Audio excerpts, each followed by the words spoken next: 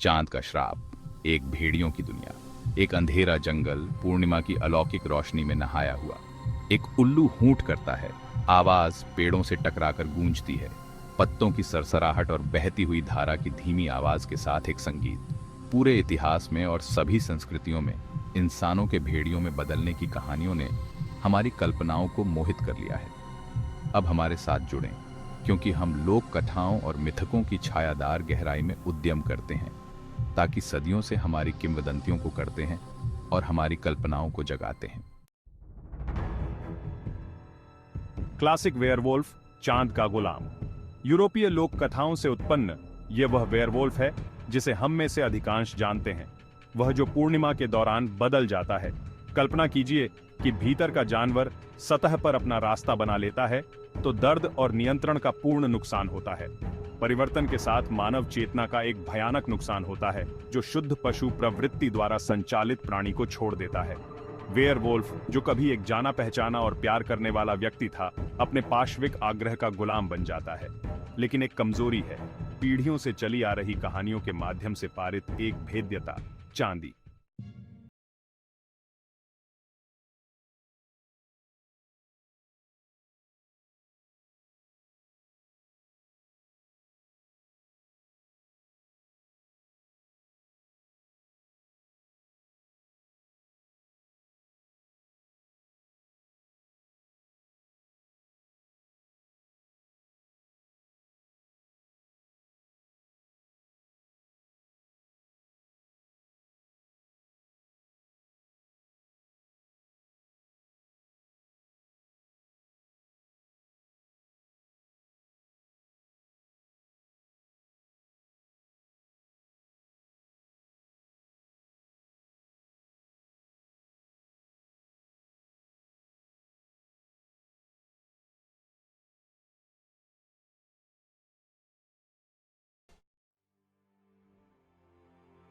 बरसरकर, बेलगाम रोश के योद्धा। वेयरवुल्फ की हमारी खोज अब हमें स्कैंडिनेविया के बर्फीले मैदानों में ले जाती है, जो नॉर्स पौराणिक कथाओं के भयंकर योद्धाओं का घर है। ये वे पुरुष नहीं थे जो शारीरिक रूप से भेड़ियों में बदल गए थे, लेकिन योद्धा जो इतने गहन, इतने पूरी तरह से उपभोग करने वाले एक प्रारंभिक क्रोध में टैप करते थे कि उन्हें युद्ध में भेड़िए की आत्मा को चैनल करने के लिए कहा जाता था। अराजकता के बीच बरसरकर सामान्य पुरुषों से बेजोड़ क्रूरता के साथ लड़े। उन्होंने भेड़ियों, भालुओं और अन्य जंगली जानवरों की खाल दान की। इन प्राणियों की प्रारंभिक ऊर्जा को गले लगाते हुए मनुष्य और जानवर के बीच की रेखा को धुंधला कर दिया। कहा जाता है कि बरसरकर युद्ध से पहले एक ट्रांस जैसी अवस्था में प्रवेश कर जाते थे। उनकी आंखें एक अप्राकृतिक रोशनी से जलती थीं। उनके शरीर बमुश्किल निहित रोष से कांप रहे थे। जबकि उनके पास अन्य वेयरवुल्फ के भौतिक कायापलट का अभाव था, बरसरकर कम भयानक नहीं थे। उनकी ताकत अलौकिक लग रही थी। उनके दर्द की सहनशीलता पौराणिक थी। रूगरॉ दहशत का दलदल। अब हम लुइसियाना के आर्द्र दलदलों में उद्यम करते हैं, जहां स्पेनिश काई पेड़ों से भारी लटकी हुई है और हवा कीड़ों की आवाज और अदृश्य जीवों की आवाजों से भरी हुई है। यहाँ खाड़ी के गंदे पानी और उलझी हुई वनस्पतियों के बीच फ्रांसीसी लोक कथाओं में डूबा हुआ एक प्राणी दुबका हुआ है, रूगरॉ। रूगरॉ को अक्सर एक विशाल आकृति के रूप में दर्शाया जाता है, जो मानव और भेड़िए का एक विचित्र मिश्रण है, जिसमें चमकदार लाल आंखें और उस तरह नुकीले दांत होते हैं। यह अंधेरे और अंधविश्वास से पैदा हुआ प्राणी है, जिसके बारे में कहा जाता है कि यह रात को हमला करता है, उन लोगों का शिकार करता है जो सभ्यता की सुरक्षा से भटक जाते हैं। क्लासिक वेयरवुल्फ के विपरीत रूगरॉ का अभिशाप धीमा और कपटी होता है। यह 101 दिनों तक रहता है, पीड़ितों के लिए एक जागृत दुस्वप्न। अंत में अभिशाप एक नए मेजबान की तलाश करता है, एक नया शिकार उसी पीड़ा को सहन करने के लिए। डॉग सोल्जर्स, अटूट निष्ठा के योद्धा। हमारी यात्रा अब हमें उत्तरी अमेरिका के विशाल मैदानों में ले जाती है, जहां हवा साहस, वफादारी और प्राकृतिक दुनिया से गहरे संबंध की कहानियों को फुसफुसाती है। यहाँ चेने और अन्य मूल अमेरिकी जनजातियों के बीच हमारा सामना डॉग सैनिकों से होता है, कुलीन योद्धा जो युद्ध में भेड़िए की भावना को मूर्त रूप देते हैं। डॉग सोल्जर्स पारंपरिक अर्थों में वेयरवुल्फ नहीं थे। वे शारीरिक रूप से भेड़ियों में नहीं बदलते थे। इसके बजाय उन्होंने भेड़िए की आत्मा को प्रसारित किया, उसकी ताकत, उसकी चालाकी और उसकी अटूट निष्ठा पर आकर्षित किया। ये योद्धा अपने लोगों के रक्षक थे, अपनी परंपराओं के संरक्षक थे। वे भेड़ियों के झुंड की क्रूरता और निडरता से लड़े। अपने साथियों के प्रति उनकी वफादारी भेड़ियों के बीच के बंधन की तरह अटूट थी।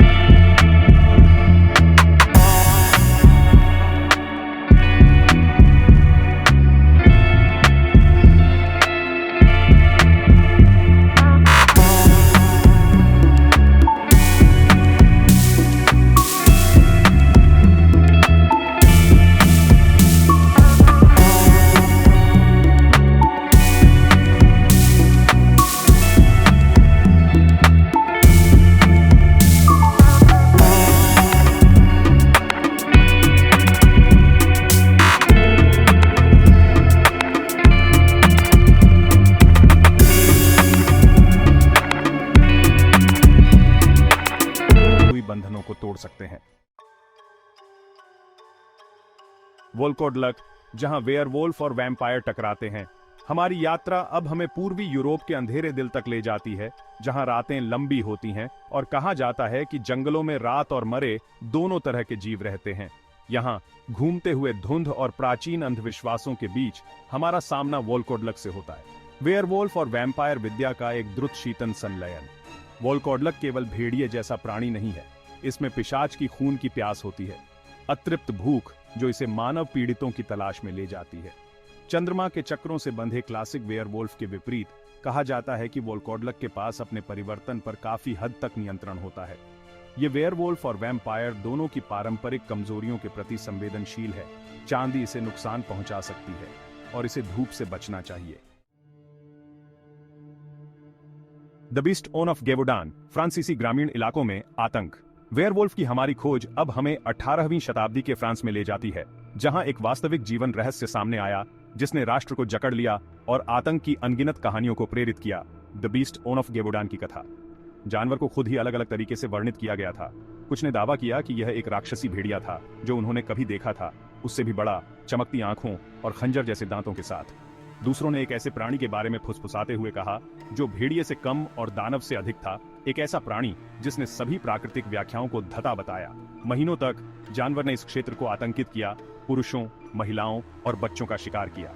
जबकि द बीस्ट ऑफ गेवोडान की असली पहचान आज तक एक रहस्य बनी हुई है। इसकी किंवदंती भय की शक्ति और सभ्यता के किनारों पर छिपे हुए वास्तविक अंधेरे की एक भयावह याद दिलाती है। Clinical lycanthropy, the werewolf within the mind. Werewolf की हमारी खोज एक अप्रत्याशित मोड़ लेती है, क्योंकि हम मनोविज्ञान के दायरे में जाते हैं, जहां मिथक और वास्तविकता के बीच की रेखा धुंधली हो जाती है। चिकित्सा इतिहास के इतिहास के लिए क्लिनिकल लाइकेंथ्रोपी के रूप में जानी जाने वाली एक स्थिति मौजूद है, एक दुर्लभ मनोरोग विकार जो प्राचीन किंवदंतियों और मानव मन की आधुनिक समझ के बीच एक आकर्षक कड़ी प्रदान करता है। पूरी दृढ़ता की कल्पना करो, अडिग विश्वास कि आपके पास एक भेड़िए या अन्य जानवर में बदलने की क्षमता है।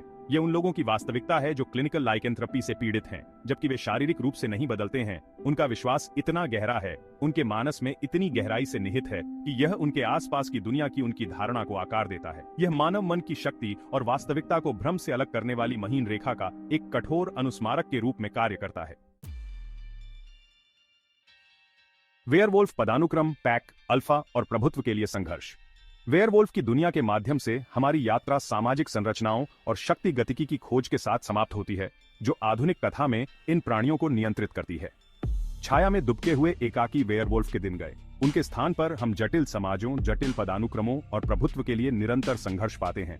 ये अलग थलग जीव नहीं हैं, बल्कि प्राचीन शपथ और अपनेपन की प्रारंभिक आवश्यकता से बंधे हुए पैक के सदस्य हैं। इन पैक्स के शीर्ष पर अल्फा होता है, निर्विवाद नेता, उनकी ताकत और अधिकार निर्विवाद होता है। अल्फा के नीचे बीटा खड़े हैं, जो पैक के रैंक एंड फाइल सदस्य हैं। वे अपने पैक और अपने अल्फा के प्रति जमकर वफादार होते हैं। उनका जीवन पैक के अस्तित्व के लिए समर्पित होता है।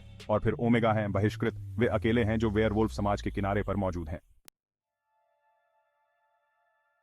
The enduring fascination of the werewolf.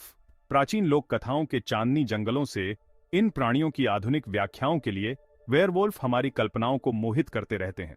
उनकी कहानियां हमारे गहरे भय से बुनी हुई एक टेपेस्ट्री हैं, और जंगली के साथ हमारा आकर्षण हमारे अपने स्वभाव के अदम्य पहलू।